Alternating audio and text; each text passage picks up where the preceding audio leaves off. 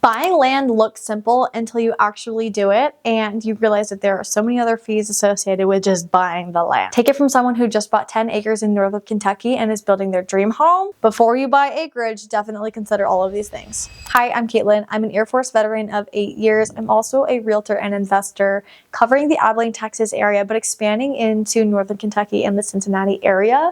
And we are building our dream home in northern Kentucky, and we're sharing the entire journey here on this channel from start to finish, and I'm beyond excited to do so. But in this video, we're going to talk about acquiring the land and the things that you have to consider when doing so. There are definitely a lot of practical things that do not come up when you are looking at the listing.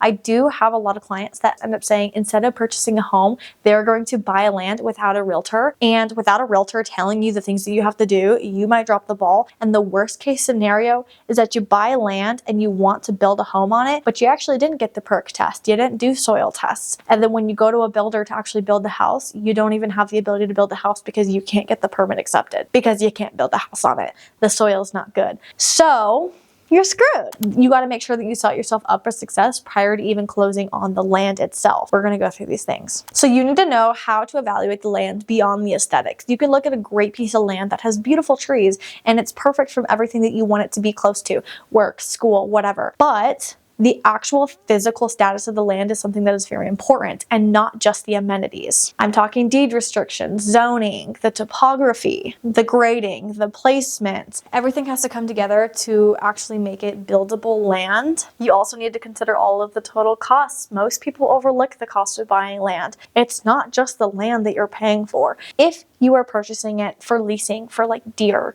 or whatever, for hunting, then like great, you're good. But if you're building, completely different story. Site prep, fencing, tree clearing, the utilities, the tests, the plans, coordinating with the city, all of these cost something. So you have to consider those as well. We're also going to talk about the lifestyle friction. You also want to consider privacy and accessibility, and that's something that we definitely were considering, and we'll dive deeper into that. With all that said, those are all the things that we're going to be talking about. But first, let's dive deep into deed restrictions. Before you fall in love with the house, typically you can get the deed restrictions from the listing agent or the seller. If you don't have them, you're going to have to do some homework or have the selling side do some homework to track those down. Definitely read the deed restrictions, because on those restrictions, it'll usually be a PDF that states, can you build a home on it? Can you have a shop? Are you allowed to have trailers there? Are there minimum square footage requirements? Are you allowed to have a gravel driveway? Does it have to be paved? There are a lot of things like that. And no, it's not an HOA, but even in the deed restrictions, there might be rules that you have to follow. For us, we went over the deed restrictions. We were able to read through everything, and it did align with our long-term vision. So that was a green flag. But don't just assume freedom because you have the acreage.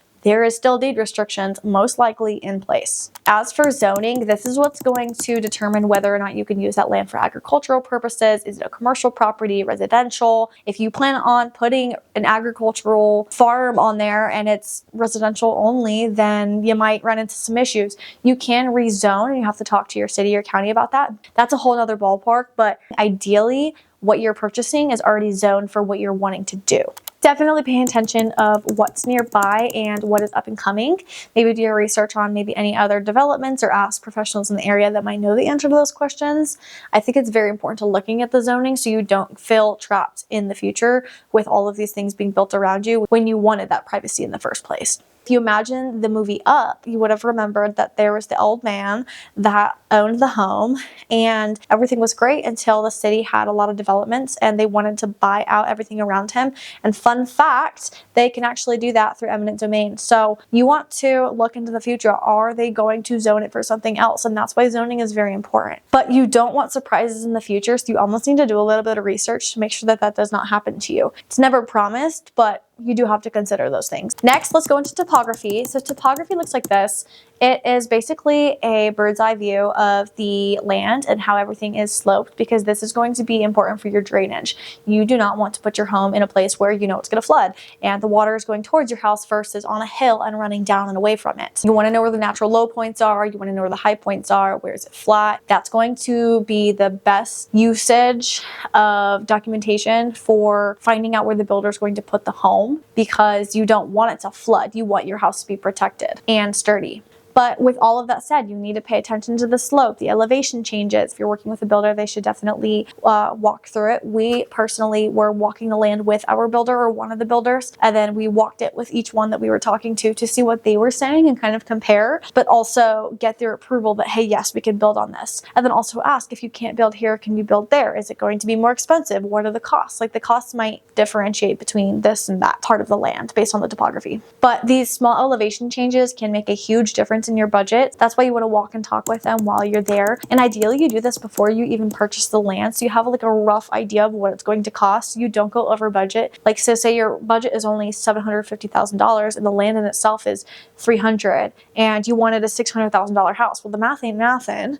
So you're gonna have to make your house smaller, or you're gonna have to consider a different place on your land. Like, you just gotta take all of the things in consideration, but those, especially just for placement, are very important. But the third thing is placement. If everything was looking good for topography and whatnot, you also have to consider, where am I facing? Where is the sun rising and falling? So that if I am taking a bath, where do I see the sunset? Do I see the sunset when I'm cooking dinner outside at the grill? Do I get to sit on my porch and watch the sunrise? There's certain things you want to consider for placement. When you're walking the land with the builder or by yourself, think about the orientation, the views. Are there other neighbors over here that you don't want to see in your backyard if you are walking out there with no shirt on or whatever it is? And then also, if your land is undeveloped and say there is water and sewer at the road, maybe even fiber, and you don't have that up to the house, then the farther your house is into the land, the more expensive it's going to be to trench those lines and to get that to the house. So that is a big cost for us. We want it to be further back. We are paying a little bit more for that, but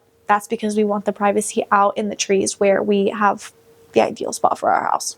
And then, of course, like, just natural placement. What's going to look good? I don't want to drive up through the driveway and see the back of the home. That's common sense, but if I have to say it, I'll say it. You don't want it to look awkward. You want it to look good with a beautiful curb appeal. That way, when you have guests arrive, it just makes sense. Also for resale and just freaking common sense. So we'll go into the fourth one, which is total cost. The cost varies so much depending on where you're at, depending on how much you have to do for site prep. Is the land developed? Is it not developed? Now, I will admit that I have so many clients that say, you know what, instead of buying a home here, I think I'm going to buy land and build, because they're doing this math that it's going to be cheaper. Now, I'm not saying that it won't be, but most of those people underestimate the cost that they have to do. You're going to pay $3,000 for soil costs. You might spend $700 for a perc test. You have to pay for an appraisal. You're going to have to pay for site development. If you don't have a meter, you're going to install a meter. You have to do trenching for all these lines. There's a lot of different costs that people don't take into consideration, and then next thing you know, it's not cheaper than the other plan, and you had put so much effort into it. So just know that you're getting into a project, and if you're willing to do it, especially for your dream home, I think it's worth it, but it does take time. Whereas building a home, you could have had your home appreciate 10% in a certain area and have all this equity. So it just depends on what you value and what stage of life, I guess, you are in. My stage of life in the past was building all these rentals. Not that I'm not going to do that, but now we're kind of focused on where we can settle our roots. But you also have to consider how many trees we might have to cut down. Not that I really like to do that, but let's face it, some trees are ugly and they need to get down anyways. They're diseased, or they're just, I'm looking at them right now. Like mesquite trees, I don't care. I'm gonna take them down. Whereas beautiful redwoods or something, or like maple trees, oak trees, I'm not gonna tear those down. So taking all of those things into consideration, but sometimes you do have to make that sacrifice for the trees and take them down. So that costs money. But when it comes to the perc test, I'm going to do a separate video on that. That way you really understand what a perc test is and why it is important when building a home. So that video will actually be down below in the description. So go ahead and do that, because this is like the #1 thing you have to do after you get under contract, is order that perc test. Another cost could be a gravel driveway. We are not going to pave ours right away just because we have so much construction going on. There's also another lot behind us that's listed for like $1 million. It's literally crazy. It's I think like 30 acres, but oh my gosh, it is gorgeous. And we know that someone who's going to go back there is most likely going to want to also build a dream home. So why would we put a concrete road in when more excavators and all of that are going to come in? Like, we don't want it to get damaged. So we'll keep the gravel in for now. Then we'll have to go in again. And so yeah, like, that's a huge cost. Now, In very specific scenarios, unique scenarios where either like you're doing a compound with some friends or family or there's somebody building right next to you, you can share costs. We did get lucky with having a buddy of ours who just happened to also be, building right there. We're building a similar home at the same time, like similar budget. And so it's like the biggest coincidence ever, but we might actually be sharing the cost when it comes to the road, getting utilities out there, because why not tap into the same line versus doing two different lines, and that's double the cost. So we're working with the builder and them to work out those logistics. But if that's the case, definitely talk about that, because you can potentially save some costs there. I want to talk about lifestyle friction because we live on 16 acres now, but going into the next location, it's going to be 10 acres. Not that that's a big difference or anything, but what is most annoying about living on the 16 that we're at now is that we are further away from the grocery store. It is like ever so slightly more complicated to organize logistics of our waking life because we have to drive into town, and I'm not going to drive back and forth every single day. Like, I'm going to do probably one trip, maybe two, depending on what's going on. But in our next location, the idea was that we were going to be closer to a grocery store. We were going to be closer to, schools and the city. And it's just like a perfect scenario where it's more convenient, but it's also more private than we're at now. I think there's a big distinction between peaceful and inconvenient. I feel like privacy versus accessibility is a big trade-off. I love private land. I think that being able to be on a private chunk of land that is yours and you can shoot guns or do whatever out there, that's great. There's no neighbor saying like, oh, what are you doing? Whereas, in town, you can't walk outside naked, right? Like, say you were to go to your car. You shouldn't do that, obviously.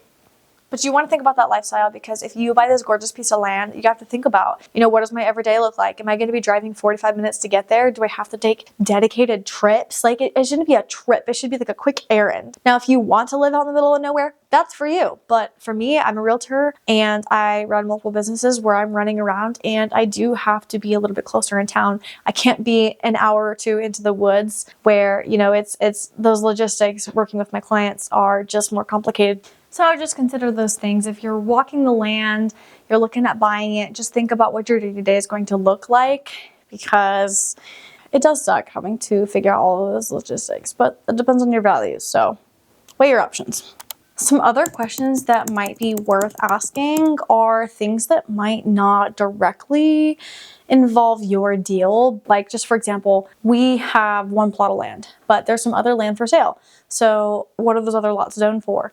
Do you think that there's going to be another person building there? Is that land available to chunk up? For us, there's a beautiful river. Here's a photo of it that is right behind our land, and we want to buy more of it, but gorgeous can be pricey. So we're just debating, like, do we buy it or do we just walk down there? There's options, right? So are they willing to resurvey the area even if we pay for it to buy more of the land? Can we hunt on our land? Are we able to do XYZ? So just like any of the questions of how you're going to use the land, just make sure that you're able to do it. Before you even buy land, you should definitely be checking if they have the survey. Regardless, you're going to want that when you close the deal, because the title company and the lender, they're going to need that. But it is good to look at so you can see the other options. Usually if there's multiple lots, you're going to have a survey for all of them, but maybe not. So just ask the listing agent, the seller, whoever you're working with, maybe even the title company, if you can get the survey to work out any logistics you need to work out. If you have any questions about any of that, feel free to text me. I can give you my opinion from a professional standpoint or help you find a local professional in your area to help you answer any questions that you have. But we had the option to potentially redefine some of the survey lines because there are so many different lots available, but we decided not to because what we needed and what we had right there available worked. And if we want to do it in the future, we can, but that's a future conversation. But there's also the risk that if they say no in the future, that we are stuck with what we have, which is okay because we like what we have. But at the end of the day, finding land isn't about what you're going to find on a beautiful sunny day. It is all of the other factors that you're not going to see in the now, because let's face it, most of the time it's snowing, rainy, you're sick, or there's bad weather. You're not going to look at that land. You're looking at it on a nice day. So consider the other options. We are still in this process ourselves. We did buy the land, but we are still building and figuring everything out for where we're going to place the home. But I will be sharing every process along the way. I am bringing you guys along the journey from the very start to the very end of when we build the home. And that is a couple year long process. So if you're thinking about acreage or building your own home, there's a lot more coming on this channel. So make sure that you're subscribed so you can follow our journey from the very start to the very end. I'm super excited. Let me know what you guys have for me. If you have any questions, I can definitely answer those as a realtor, investor, and someone who's building their home. But I promise you, this one's going to be worth it.